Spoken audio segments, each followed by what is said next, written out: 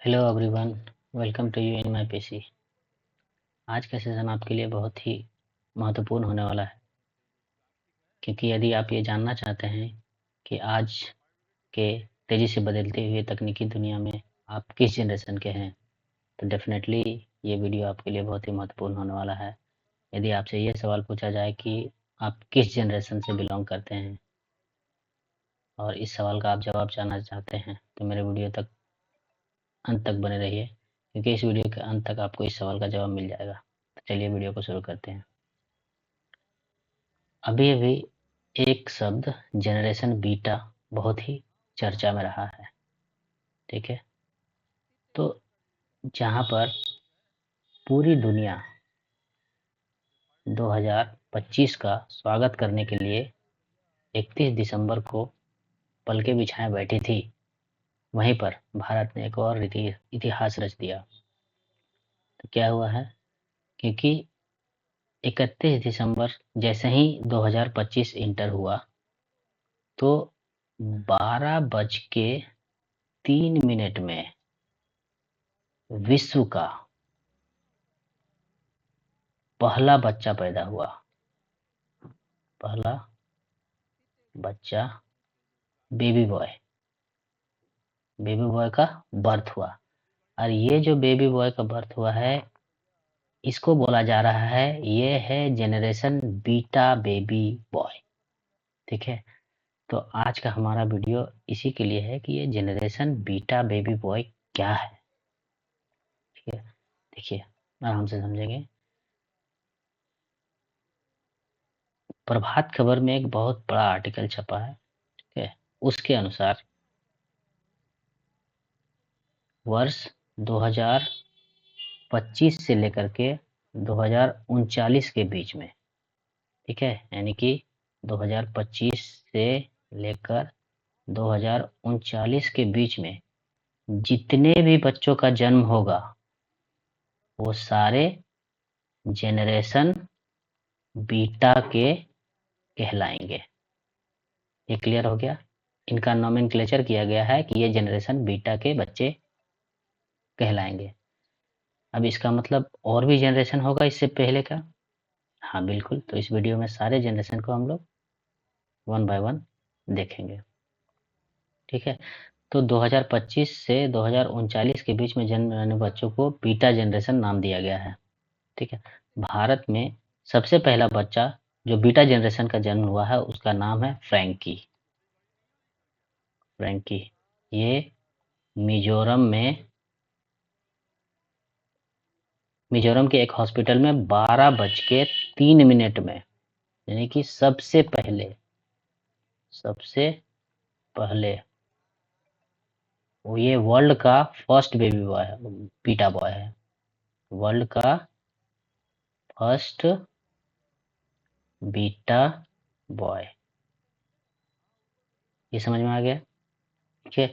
बच्चे का जन्म 1 जनवरी लगने के 3 मिनट के बाद ही, यानी 12:03 पर हुआ। इस पीढ़ी की शुरुआत 1 जनवरी 2025 से हो गई है। यह है बीटा जनरेशन का पहला बेबी बॉय, ठीक है। अब बीटा जनरेशन है तो इसका कुछ खासियत होगा, तो हम लोग इसके विशेषता को देखते हैं। जो बीटा जनरेशन के बच्चे होंगे उसमें क्या विशेषताएं होंगी, वो विशेषताएं बहुत महत्वपूर्ण है।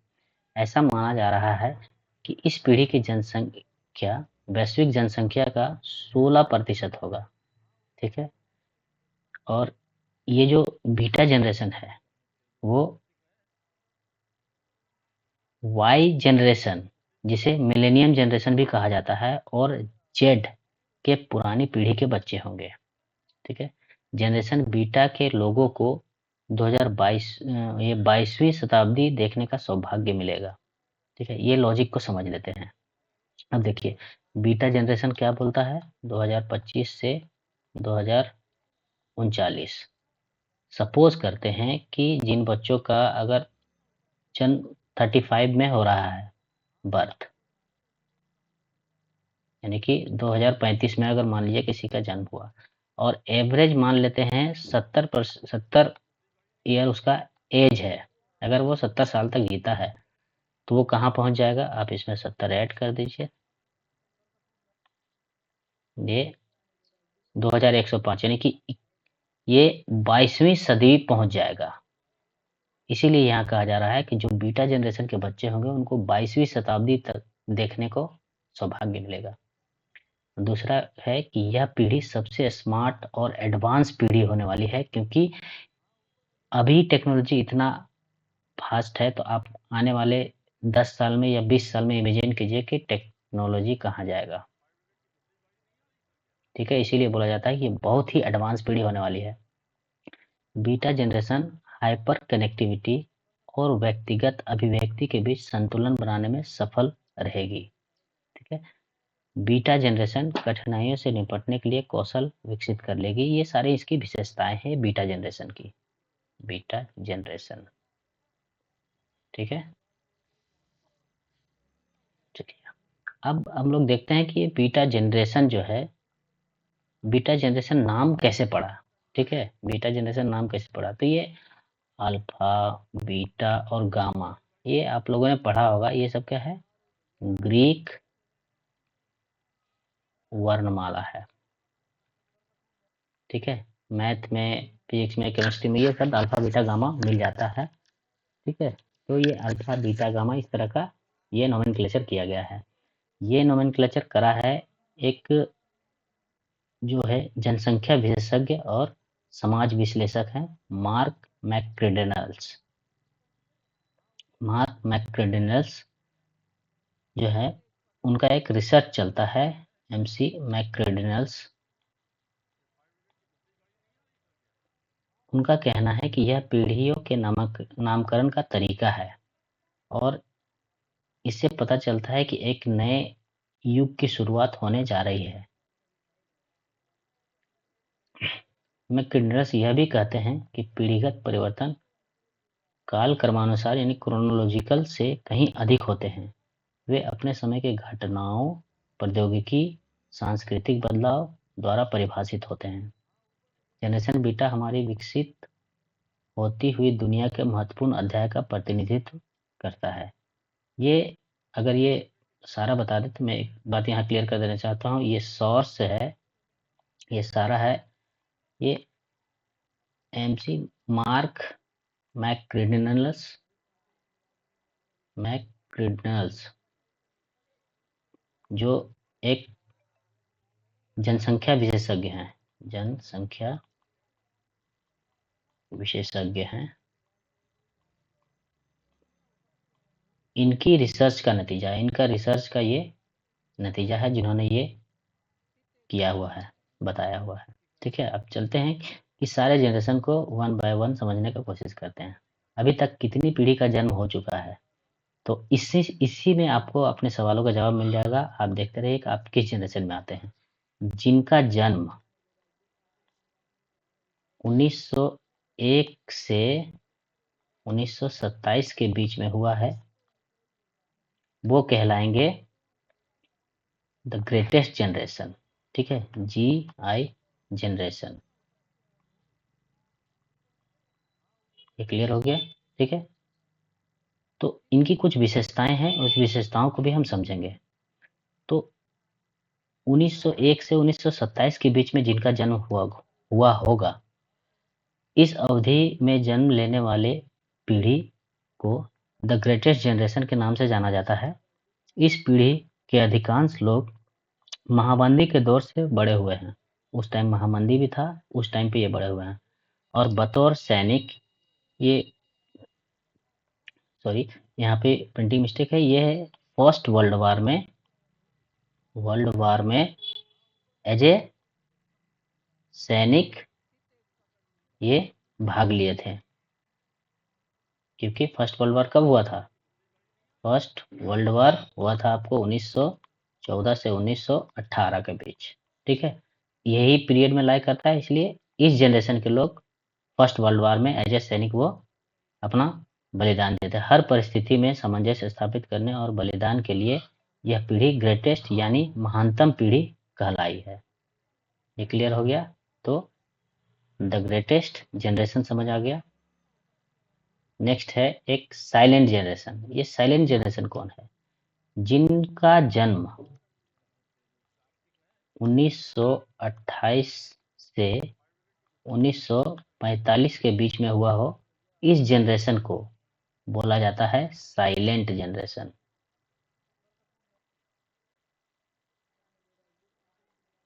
ठीक है, अब इनकी अपनी विशेषताएं हैं। साइलेंट जनरेशन अपनी अनुशासित और परंपरावादी स्वभाव के लिए जानी जाती है, क्योंकि यह पीढ़ी द्वितीय विश्व युद्ध और शीत युद्ध के शुरुआती चरणों के दौरान बड़ी हुई है। ठीक है, ये भी सही है।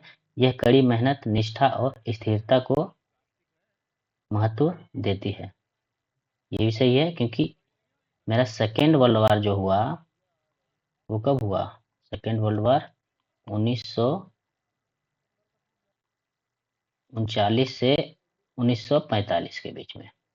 तो जो जनरेशन इस बीच में जो जिनका जन्म हुआ है वो सेकेंड वर्ल्ड वार में पार्ट लिए थे, इसलिए ये बताया है। और ये कड़ी मेहनत करते थे, निष्ठा और स्थिरता इनके पास थी, और ये बहुत बलिदानी लोग थे। हमारे मैक्सिमम फ्रीडम फाइटर्स जो थे वो इस टाइम के थे, बहुत महान महान।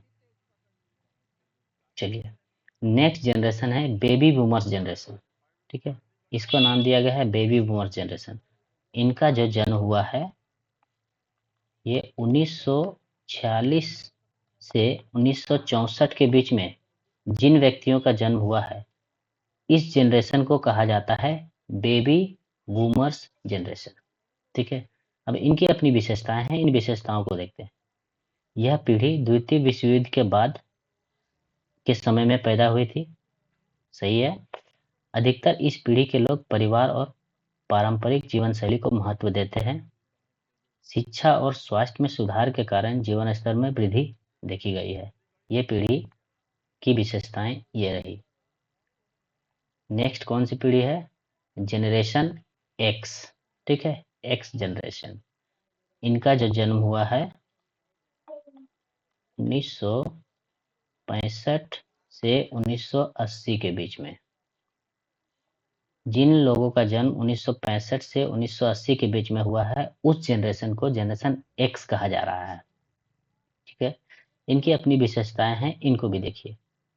यह पीढ़ी तकनीकी बदलावों के साथ बड़ी हुई है, लेकिन इंटरनेट के पहले की दौर से जुड़ी नहीं है। ठीक है, बात सही है कि इंटरनेट के पहले दौर से जुड़ी हुई नहीं है, अभी इंटरनेट आया नहीं है।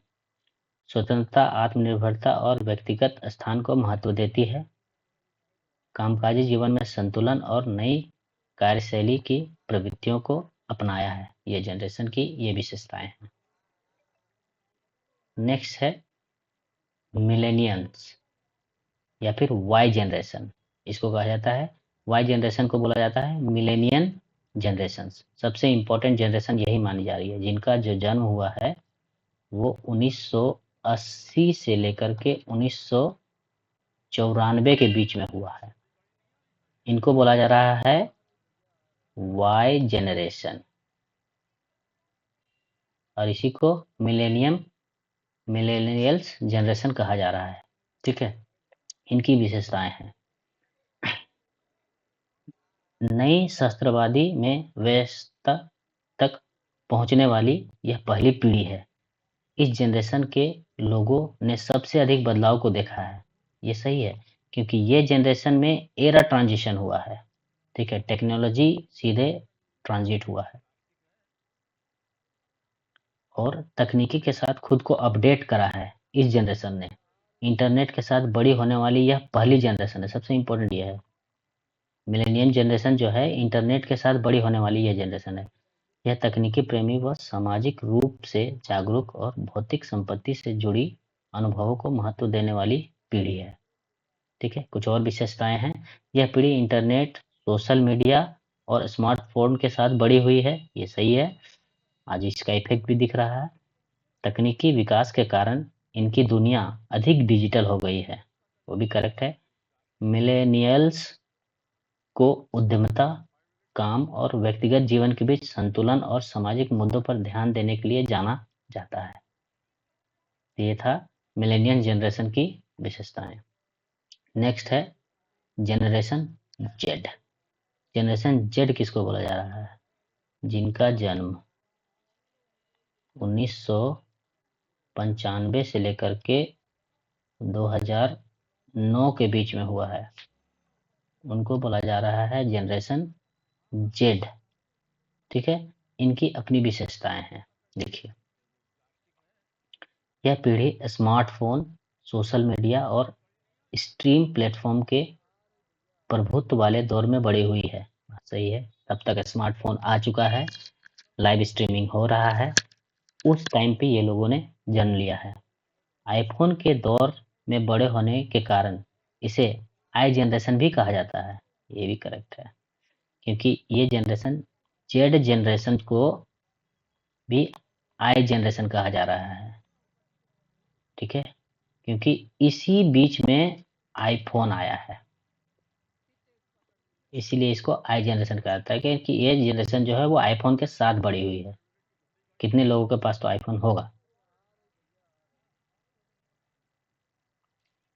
ठीक है, अपनी विविधता के लिए जानी जाने वाली जेड जेन उद्यमिता और राजनीतिक रूप से जागरूक भी है। कुछ और विशेषताएं हैं। Smartphone, internet, social networking sites का सामान्य उपयोग इनकी पहचान बन चुका है। ठीक है, बोलते हैं ना, ये एज ग्रुप के लोग जो हैं उनके पास ये कॉमन है, कोई नई बात नहीं उनके लिए। इस पीढ़ी को टेक्नोलॉजी में पारंगत और पर्यावरण सामाजिक मुद्दों के प्रति संवेदनशील माना जा रहा है। ठीक है, नेक्स्ट जनरेशन को देखते हैं, ये है अल्फा जनरेशन। अल्फा जनरेशन किसको बोला जा रहा है? ये है अल्फा जनरेशन, ये अल्फा का सिंबल है, जिनका जन्म 2010 से लेकर के 2024 के बीच में हुआ है। इस जनरेशन के लोगों को अल्फा जनरेशन बोला जा रहा है। इनकी अपनी विशेषताएं हैं, इन विशेषताओं को देखते हैं। यह अब तक की सबसे युवा पीढ़ी है। ये जो अल्फा जनरेशन है, ये सबसे युवा पीढ़ी है। यह पहली पीढ़ी है जिसके जन्म के पहले से सोशल मीडिया और इंटरनेट मौजूद था। ठीक है, क्योंकि ये बोल सकते हैं कि फुल्ली टेक्नोलॉजी वाले युग में जन्म हुआ है इनका। इस पीढ़ी को एआई, स्मार्ट डिवाइस और इमर्सिव टेक्नोलॉजी की हाइपर कनेक्टेड दुनिया में बड़ा किया जा रहा है। माना जाता है कि यह अब तक की सबसे शिक्षित पीढ़ी है। ठीक है, सबसे शिक्षित पीढ़ी पीढ़ी है अल्फा। ठीक है, अल्फा जनरेशन, अल्फा जनरेशन।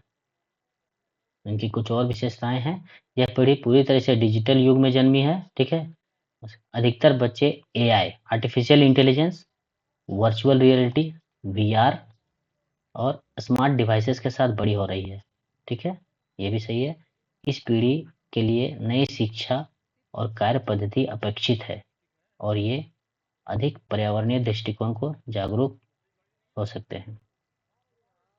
यह था आई जनरेशन, अल्फा जनरेशन।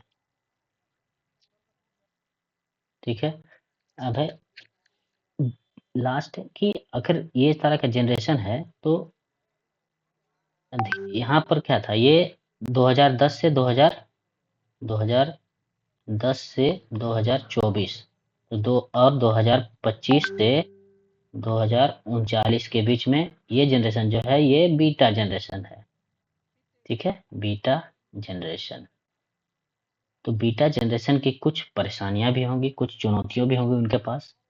ठीक है, तो हम लोग देखते हैं कि बीटा जनरेशन को भविष्य में जिन समस्याओं का सामना करना पड़ेगा, ठीक है, वो कुछ इस तरह का होगा। पहला प्रॉब्लम कि जलवायु परिवर्तन और पर्यावरणीय संकट, ये सबसे इम्पोर्टेंट है, क्योंकि ये प्रॉब्लम बीटा जनरेशन को मिलेगा ही मिलेगा, क्योंकि पर्यावरण पर्यावरण परिवर्तन और पर्यावरण संकट अभी ही एक कंसर्न है।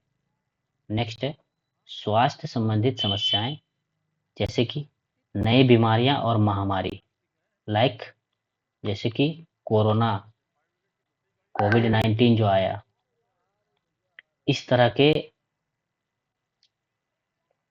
नई महामारी आगे देखने को मिल सकती है। नई बीमारियां, जैसे जैसे टेक्नोलॉजी एडवांस होगा वैसे वैसे बीमारी भी एडवांस होगी। नेक्स्ट है ऑटोमेशन और नौकरियों में बदलाव। ठीक है, क्योंकि ये मशीन एरा होगा, ये एरा मशीन एरा होने वाला है। तो मशीन ईरा में क्या होगा कि सब कुछ ऑटोमेटेड होगा, और सब कुछ ऑटोमेटेड होगा तो ह्यूमन इंटरफेरेंस कम होगा। अगर ह्यूमन इंटरफेरेंस कम होगा तो जॉब यानी कि नौकरी में संकट आएगी, नौकरी का संकट, क्योंकि इंसान का जगह कौन लेने वाला है? एआई और मशीन। ठीक है, इसलिए ये प्रॉब्लम उनको देखने को मिलेगा, नौकरियों का संकट। सामाजिक असमानता, आर्थिक असमानता का बढ़ना। अभी ही अभी ही जो इनकम डिस्ट्रीब्यूशन इतना अनइक्वल इनकम डिस्ट्रीब्यूशन है, तो आगे भी तो और मिलेगा। प्रौद्योगिकी पर निर्भरता। ठीक है, बहुत सारे लोग जो है वो आने वाले पीढ़ी पूरी की पूरी टेक्नोलॉजी पर डिपेंडेंट हो जाएगी, हर चीज के लिए टेक्नोलॉजी। ठीक। नेक्स्ट है शिक्षा और कौशल से जुड़ी चुनौतियां, क्योंकि सब लोगों के पास क्या होगा, जिनके पास अच्छी टेक्नोलॉजी की पहुंच होगी वो अच्छी शिक्षा प्राप्त कर पाएंगे, जिनके पास नहीं होगी वो पीछे रह जाएंगे टेक्नोलॉजी में। तो ये चुनौती मिलने वाली है। स्मार्ट तकनीक उपकरणों और बायोमेट्रिक्स के खतरे। ठीक है, हर जगह आज ही बायोमेट्रिक सिस्टम हर जगह लग गया है। तो ये बायोमेट्रिक के टाइम पे जो आपको प्राइवेसी इशू आएगा। ठीक है, प्राइवेसी, आपका कोई भी डेटा प्राइवेट नहीं रह जाएगा। ठीक है, यही है गोपनीयता और सुरक्षा में प्रॉब्लम, ये सारे प्रॉब्लम देखने को मिलेगी। मतलब ये सारा इशू बीटा जनरेशन को, ये सारा परेशानियों का सामना बीटा जनरेशन को करना पड़ेगा। कुछ और है, जनरेशन बीटा को अनेक चुनौतियों का जूझती दुनिया भी विरासत में मिलेगी। जिस तरह से टेक्नोलॉजी बढ़ रहा है, ये एडवांस टेक्नोलॉजी उनको मिलेगी, उसके साथ जो दुनिया में जो परेशानी वाले हैं, जो पर्यावरण संकट है, वो भी उनको विरासत में मिलेगी। जैसे जलवायु परिवर्तन, उसके बाद वैश्विक स्तर पर जनसंख्या परिवर्तन। अभी जनसंख्या और तेजी से बढ़ने वाली है, ये भी उनको विरासत में मिलने वाली है।